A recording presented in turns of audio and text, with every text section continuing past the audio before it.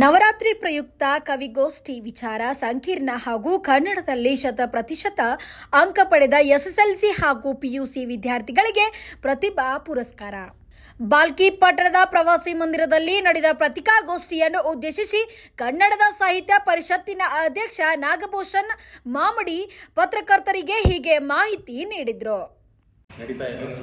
ಪ್ರತಿ ವರ್ಷದಂತೆ ಈ ವರ್ಷವೂ ಕೂಡ ದೇವಿನಗರ ಬಾಲ್ಕಿ ಭವಾನಿ ದೇವಾಲಯದ ಸಮಿತಿಯವರ ಮತ್ತು ಕನ್ನಡ ಸಾಹಿತ್ಯ ಪರಿಷತ್ತು ಬಾಲ್ಕಿರವರ ಹಾಗೂ ಜಯ ಕರ್ನಾಟಕ ಜನಪರ ವೇದಿಕೆ ಸಂಘಟನೆ ಬಾಲ್ಕಿರವರ ಸಂಯುಕ್ತ ಆಶ್ರಯದಲ್ಲಿ ಅನೇಕ ಕಾರ್ಯಕ್ರಮಗಳು ಜರುಗ್ತಾ ಇವೆ.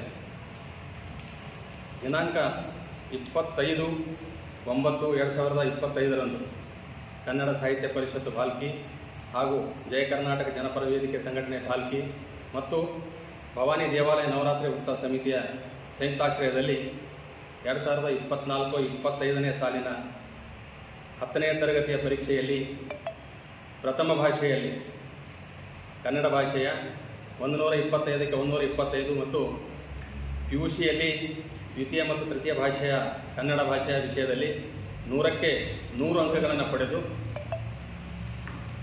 ಪ್ರತಿಶತ ಅಂಕಗಳನ್ನು ಪಡೆದು ಉತ್ತೀರ್ಣರಾಗಿರ್ತಕ್ಕಂಥ ವಿದ್ಯಾರ್ಥಿಗಳಿಗೆ ದಿನಾಂಕ 25/9/2025 ರವಿವಾರ ಸಾಯಂಕಾಲ 5 ಗಂಟೆಗೆ ಭವಾನಿ ದೇವಾಲಯ ದೇವಿನಗರ ಬಾಲ್ಕಿಯಲ್ಲಿ ಪ್ರತಿಭಾ ಪುರಸ್ಕಾರ ಕಾರ್ಯಕ್ರಮವನ್ನು ಹಮ್ಮಿಕೊಳ್ಳಲಾಗಿದೆ. ಆದ್ದರಿಂದ ಸಂಬಂಧಪಟ್ಟಂಥ ಅರ್ಹ ವಿದ್ಯಾರ್ಥಿಗಳು ತಮ್ಮ ವ್ಯಾಸಂಗ ಮಾಡಿರ್ತಕ್ಕಂಥ ಮುಖ್ಯ ಗುರುಗಳಿಂದ ಅಂಕಪಟ್ಟಿಯನ್ನು ದೃಢೀಕರಿಸಿ ಅದರ ಜೆರಾಕ್ಸ್ ಪ್ರತಿಯನ್ನು ಮೊಬೈಲ್ ಸಂಖ್ಯೆ 9448585312 ಅಥವಾ 9448886887ಗೆ ವಾಟ್ಸಪ್ಪನ್ನು ದಿನಾಂಕ 23/9/25 ಒಳಗಾಗಿ ಮಾಡಿ ತಮ್ಮ ಹೆಸರನ್ನು ನೋಂದಾಯಿಸ್ಕೊಳ್ಬೇಕಂತೇಳಿ ಈ ಮೂಲಕ ಕೇಳ್ಕೊಳ್ಳಾಗ್ತಾ ಇದೆ. ಈ ವಿಷಯವನ್ನು ಅಂದರೆ ಯಾವ ಪ್ರತಿಭಾವಂತ ವಿದ್ಯಾರ್ಥಿಗಳು ಯಾವ ಶಾಲೆಯಲ್ಲಿ ವ್ಯಾಸಂಗ ಮಾಡಿದ್ದಾರೆ ಆ ಶಾಲೆಯ ಮುಖ್ಯಗುರುಗಳು ದಯವಿಟ್ಟು ಈ ಪ್ರತಿಭಾ ಪುರಸ್ಕಾರದ ಸಮಾರಂಭದ ಮಾಹಿತಿಯನ್ನು ಅರ್ಹ ಮಕ್ಕಳಿಗೆ ನೀಡಿ ಅವರು ಸಕಾಲದಲ್ಲಿ ಏನಪ್ಪ ಅಂತಂದರೆ ಈ ಒಂದು ಕಾರ್ಯಕ್ರಮಕ್ಕೆ ಬಂದು ಹಾಜರಾಗಿ ತಮ್ಮ ಪ್ರತಿಭಾ ಪುರಸ್ಕಾರವನ್ನು ಸ್ವೀಕರಿಸುವಂತಹ ಕಾರ್ಯದಲ್ಲಿ ತಾವು ಸಹಕರಿಸಬೇಕು ಅಂತ ಹೇಳಿ ನಾನೆಲ್ಲ ಈ ಮೂಲಕ ಮನವಿ ಮಾಡ್ತಾ ಇದ್ದೇನೆ. ಈ ಒಂದು ಪತ್ರಿಕಾಗೋಷ್ಠಿಯಲ್ಲಿ ಬಂದಿರತಕ್ಕಂಥ ಎಲ್ಲ ಪತ್ರಕರ್ತರ ಮಿತ್ರರಿಗೂ ಹಾಗೂ ದೃಶ್ಯ ಮಾಧ್ಯಮದ ಎಲ್ಲ ಮಿತ್ರರಿಗೂ ಮತ್ತೊಮ್ಮೆ ನಾನು ಅಭಿನಂದನೆ ಸಲ್ಲಿಸಿ ನನ್ನ ಮಾತಿಗೆ ವಿರಾಮ ಕೊಡ್ತೇನೆ. ಸರ್, ಮಾಹಿತಿ ಮಕ್ಕಳು ಕೊಡ್ಬೇಕಾ? ಸರ್, ಇವಾಗ ಕನ್ನಡ ಮೀಡಿಯಮ್ಗೆ ಇದು ಇಂಗ್ಲೀಷ್ ಮೀಡಿಯಮ್ಗೆ ಎರಡನೇ ಭಾಗ ಇದು ಲ್ಯಾಂಗ್ವೇಜ್, ಇದು ಇಂಗ್ಲೀಷ್ ಮೀಡಿಯಮ್ಗೆ ಎರಡನೇ ಲ್ಯಾಂಗ್ವೇಜ್. ಅವ್ರು 100ಕ್ಕೆ 100 ತೆಗೆದಿನವ್ರು ಸ್ವಲ್ಪ ಮಂದಿ ಇರ್ತಾರೆ. ಅವರು ಇದಕ್ಕೆ ಕನ್ನಡ 100 ಮಾರ್ಕ್ ಇಲ್ಲ ಸರ್, SLC ಕಲಿತೀನಿ. SLC ಸೆಕೆಂಡ್ ಲ್ಯಾಂಗ್ವೇಜ್ ಬರ್ತೀನಿ ಕನ್ನಡ. ಜಯ ಕರ್ನಾಟಕ ಜನಪರ ವೇದಿಕೆ ತಾಲೂಕು ಅಧ್ಯಕ್ಷ ಸಂತೋಷ್ ಬಿಜಿ ಪಾಟೀಲ್ ಮಾಹಿತಿ ನೀಡಿದ್ರು. ಇವತ್ತಿನ ಈ ಒಂದು ಜೈ ಭವಾನಿ ಮಾತೆಯ ನವರಾತ್ರಿ ಮಹೋತ್ಸವ ಪ್ರಯುಕ್ತ 25ನೇ ತಾರೀಕು ಗುರುವಾರ ದಿನ ನಡೆಯುವಂತಹ ಕನ್ನಡ ಸಾಹಿತ್ಯ ಪರಿಷತ್ತಿನ ವತಿಯಿಂದ ಕವಿಗೋಷ್ಠಿಯನ್ನ, ವಿಚಾರ ಸಂಕಿರಣವನ್ನ ಹಾಗೂ 10ನೇ ತರಗತಿಯಲ್ಲಿ ಕನ್ನಡ ವಿಷಯದಲ್ಲಿ 100ಕ್ಕೆ 125 ಆಮೇಲೆ ಕಾಲೇಜ್ ಮಾಧ್ಯಮದಲ್ಲಿ 100ಕ್ಕೆ 100 ಪಡೆದಂತಹ ಅದು ಮರಾಠಿ ಮಾಧ್ಯಮ, ಇಂಗ್ಲಿಷ್ ಮಾಧ್ಯಮ, ಕನ್ನಡ ಯಾವುದೇ ಇರಬಹುದು, ಅದೇ 100ಕ್ಕೆ 100 ಅಂಕ ಪಡೆದಂತಹ ವಿದ್ಯಾರ್ಥಿಗಳಿಗೆ ಸನ್ಮಾನ ಮಾಡುವಂತಹ ಕಾರ್ಯಕ್ರಮ ಮಾನ್ಯ ಅಧ್ಯಕ್ಷರಾದಂತ ನಾಗಭೂಷಣ್ ಮಾಮಡಿಯವರ ನೇತೃತ್ವದಲ್ಲಿ ನಾವು ಮಾಡ್ತಾ ಇದ್ದೇವೆ. ಇವತ್ತು ಜಯ ಕರ್ನಾಟಕ ಜನಪರ ವೇದಿಕೆ ಸಂಘಟನೆ ನೂತನ ಅಧ್ಯಕ್ಷರಾಗಿ ನನ್ನ ಗುಣರಂಜನ್ ಶೆಟ್ಟಿ ಅಣ್ಣನವರು ಮೊನ್ನೆ ಒಂದು ಆದೇಶವನ್ನು ಕೊಟ್ಟಿದ್ದಾರೆ. ಅದಕ್ಕೆ ನಮ್ಮ ರಾಜ್ಯಾಧ್ಯಕ್ಷರಾದಂತಹ ಜೆ ಶ್ರೀನಿವಾಸ ಪ್ರಸಾದ್ ಅವರು, ಎಚ್ ರಾಮಚಂದ್ರನ್ ಅವರು, ಆಮೇಲೆ ನಮ್ಮ ಇಲ್ಲಿ ಹುಮ್ನಾಬಾದ್ ಕ್ಷೇತ್ರದ ನವೀನ್ ಬತ್ಲಿ ಅವರು ಕೂಡ ರಾಜ್ಯ ಪ್ರಧಾನ ಕಾರ್ಯದರ್ಶಿ ಕೆಲಸ ಮಾಡ್ತಾರೆ. ಜಿಲ್ಲೆಯ ಅಧ್ಯಕ್ಷರಾಗಿ ಏನಪ್ಪಾ ಅಂದ್ರೆ ಸಂಜೀವ್ ಕುಮಾರ್ ಪಳ್ಳೆ ಅವರು ಇದ್ದಾರೆ. ನಾವು ಸಂಘಟನೆ ಕೆಲಸವನ್ನ ಪ್ರತಿಯೊಂದು ಸಂಘಟನೆ ಏನ್ ಮಾಡ್ತಾ ಇದೆ ಅಂದ್ರೆ ಬರೀ ಭಾಷೆಗಾಗಿ ಮಾತ್ರ, ಬರೀ ಹೋರಾಟಗಳಿಗೆ ಮಾತ್ರ ಮಾಡ್ತಾ ಇದ್ದಾರೆ. ಆದ್ರೆ ನಮ್ಮ ಸಂಘಟನೆ ವಿಶೇಷವಾಗಿ ಕೆಲಸ ಮಾಡುವಂಥದ್ದು ಪರಿಸರ ಲೆಕ್ಕದಲ್ಲಿ. ಪರಿಸರ ಸಂರಕ್ಷಣೆ ಆಗಬೇಕು, ಸಮಾಜದಲ್ಲಿರ್ತಕ್ಕಂಥ ಅಸ್ವಸ್ಥತೆಗಳನ್ನು ಸುಧಾರಿಸಬೇಕು, ಬಡವರಿಗೆ ಸಹಕಾರ ಆಗಬೇಕು, ಸರ್ಕಾರೇತರ ಯೋಜನೆಗಳನ್ನ ರೂಢಿಸಬೇಕು. ವಿಶೇಷವಾಗಿ ನಮ್ಮ ಬಿ ಗುಣರಂಜನ್ ಶೆಟ್ಟಿ ಅವರು ಏನು ನಮ್ಮ ಸಂಸ್ಥಾಪಕ ಅಧ್ಯಕ್ಷರಿದ್ದಾರೆ, ಅವರು ಇವತ್ತು ಕುಸ್ತಿ ಫೆಡರೇಷನ್ ರಾಜ್ಯಾಧ್ಯಕ್ಷರಾಗಿದ್ದಾರೆ. ಹಾಗಾಗಿ ಅವ್ರ ಆಶೆ ಒಂದೇ ಇದೆ, ಗ್ರಾಮೀಣ ಪ್ರತಿಭೆಗಳಿಗೆ ಒಂದು ಉನ್ನತ ಸ್ಥಾನದಲ್ಲಿ ಅವರಿಗೆ ಒಂದು ಅವಕಾಶ ಸಿಗಬೇಕು.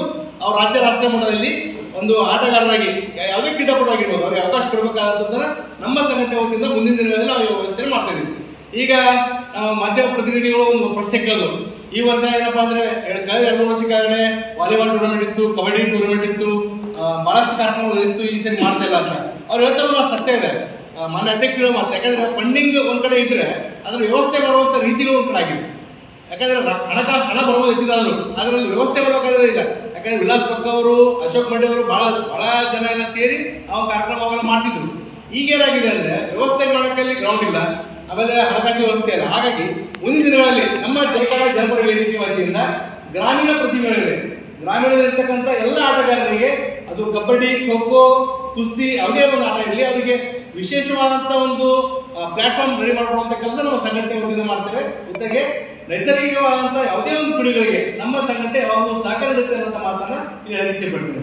ಈ ಸಾರಿ ನಡೆಯುವಂತ ಈ ಒಂದು ಸಂಯುಕ್ತ ಆಶ್ರಮದಲ್ಲಿ ಕನ್ನಡ ಸಾಹಿತ್ಯ ಪರಿಷತ್ತು, ಆಮೇಲೆ ಜಯಕಡಗ ಜನಪರ ವೇದಿಕೆ, ನಮ್ಮ ಸಂಘಟನೆ, ಆಮೇಲೆ ಭವಾನಿ ದೇವಸ್ಥಾನ ನವರಾತ್ರಿ ಮಹೋತ್ಸವ ಸಮಿತಿ ಇದರಿಂದ ನಡೆಯುತ್ತ ಈ ಒಂದು ಕಾರ್ಯಕ್ರಮ ಕೂಡ ನಮ್ಮ ಸಹಭಾಗಿತ್ವ ಕೊಟ್ಟದ್ದು ನಾವು ಮಾನ್ಯ ಅಧ್ಯಕ್ಷರಿಗೆ ಹೃತ್ಪೂರ್ವಕ ಧನ್ಯವಾದಗಳನ್ನು ಅರ್ಪಿಸ್ತೇವೆ. ಜೊತೆಗೆ ಎಲ್ಲ ಮಕ್ಕಳಿಗೆ ಬಂದಂತ ಎಲ್ಲ ಮಕ್ಕಳಿಗೆ ಯಾವುದೇ ಕುಂದು ಕೊರತೆ ಇರದಂಗೆ ಎಲ್ಲ ಕಾರ್ಯಕ್ರಮಗಳನ್ನು ಸುಸಿದ್ಧ ಮಾಡಿಕೊಡ್ತೇವೆ ಅನ್ನೋ ಮಾತನ್ನ ಇಲ್ಲಿ ಹೇಳಿಕೆ ಕೊಡ್ತೀನಿ. ಧನ್ಯವಾದ. ಕನ್ನಡ ಸಾಹಿತ್ಯ ಪರಿಷತ್ತಿನ ಗೌರವ ಅಧ್ಯಕ್ಷರಾದ ಮಲ್ಲಿಕಾರ್ಜುನ್ ಹಲಮಂಡಿಗೆ ಮಾತನಾಡಿದ್ದು,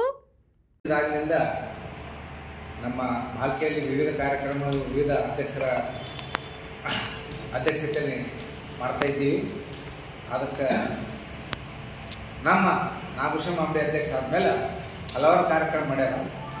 ನನ್ನ ಪತ್ರಕರ್ತ ಬಂಧುಗಳು ವಿಚಾರಿಸಿದಾಗ ನಾವು ಒಂದು ಸಾಹಿತ್ಯ ಸಮ್ಮೇಳನ ಮಾಡಿದ್ವಿ. ಅದಕ್ಕೆ ಶಾಸಕರ ಆದೇಶದ ಮೇರೆಗೆ ದುಡ್ಡು ಕಲೆಕ್ಟ್ ಮಾಡಿವಿ. ಅಷ್ಟೆಲ್ಲ ಮಾಡಿ ಖರ್ಚು ವೆಚ್ಚ ಶಾಸಕರು ತೋರಿಸಿವಿ.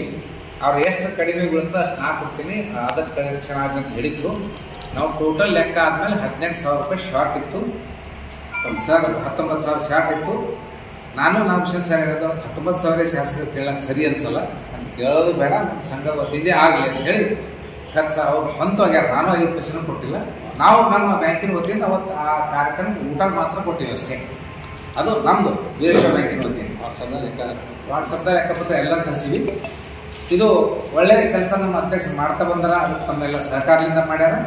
ಈ ಭವಾನಿ ಮಂದಿರದಲ್ಲಿ 25/9/2025 ಕಾರ್ಯಕ್ರಮಕ್ಕೆ ಆ ಭವಾನಿ ಮಂದಿರ ಹಾಗೂ ಜಯ ಕನ್ನಡ ವೇದಿಕೆ ಹಾಗೂ ಕನ್ನಡ ಸಾಹಿತ್ಯ ಪರಿಷತ್ ವತಿಯಿಂದ ಏನು ಕಾರ್ಯಕ್ರಮ ಅವತ್ತು ಹಮ್ಮಿಕೊಂಡಾರ, ಅವತ್ತು 100ಕ್ಕೆ 100 ಕನ್ನಡ ಭಾಷೆಯಲ್ಲಿ ಅವರು PUC SLC ಅವರು ಮರಾಠಿ ಮಾಧ್ಯಮ ಇದ್ದು ಕನ್ನಡದಲ್ಲಿ 100 ತೊಗೊಂಡ್ರು, ಇಂಗ್ಲಿಷ್ ಮಾಧ್ಯಮ ಇದ್ದು ಕನ್ನಡದಲ್ಲಿ 100 ತೊಗೊಂಡ್ರು, ಉರ್ದು ಮಾಧ್ಯಮ ಕನ್ನಡ 100 ತೊಗೊಂಡ್ರು. ಅವರೆಲ್ಲರಿಗೆ ಪ್ರತಿಭಾ ಪುರಸ್ಕಾರ ಹಮ್ಮಿಕೊಂಡಿದ್ದೀವಿ.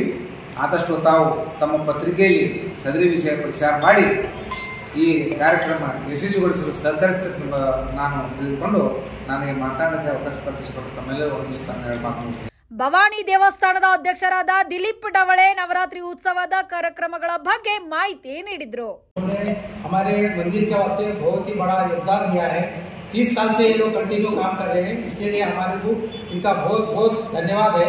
इसी प्रकार से इस साल में जो कार्यक्रम है इसका कार्यक्रम सक्सेस बनाना और हमारे जो कार्यक्रम है डे बाय डे का जो हमारे पास जो कार्यक्रम है उस सभी को कार्यक्रम को हम सक्सेसफुल करना और मंदिर में जो भक्तगण आते हैं उनका भी सेवा करना, उनको अच्छा तरीके से दर्शन होना, किसी प्रकार का गड़बड़ नहीं होना और शांति से सभी जितने भी भक्तगण हैं वो आना दर्शन करना जाना बोलके हमारा ये आता है. ये साल का ध्येय है. हर साल से ये साल हम लोग जरा अच्छा और बहुत भारी तरीके से हम लोग भवानी मंदिर का शोभा कर रहे हैं, भवानी मंदिर में कार्यक्रम कर रहे हैं. सभी मीडिया भाई लोग आना और वहाँ का जो फोटो निकाल के जरा पत्रिका में डालो, जरा उसका जो है सबको आपके तरफ से ही सबको मालूम होता, पब्लिक को मालूम होना बोले तो मीडिया सबसे फर्स्ट मीडिया जो है. इसके वास्ते मैं आपको विनती कर रहा हूँ हमारे मंदिर का थोड़ा प्रचार करो. हम हर साल जो काम कर रहे हैं जितना भी हमारे. Thanks for watching. Read, discuss and debate with editor Dr. Yan Prashant Rao. Wanted reporters in print, digital and visual media for Bharat Vaibhav Daily Newspaper, BV News 5 Channel and BV Fast Web News from all the talukas of Karnataka, Goa and Maharashtra. If interested, send your resume to 9019229369.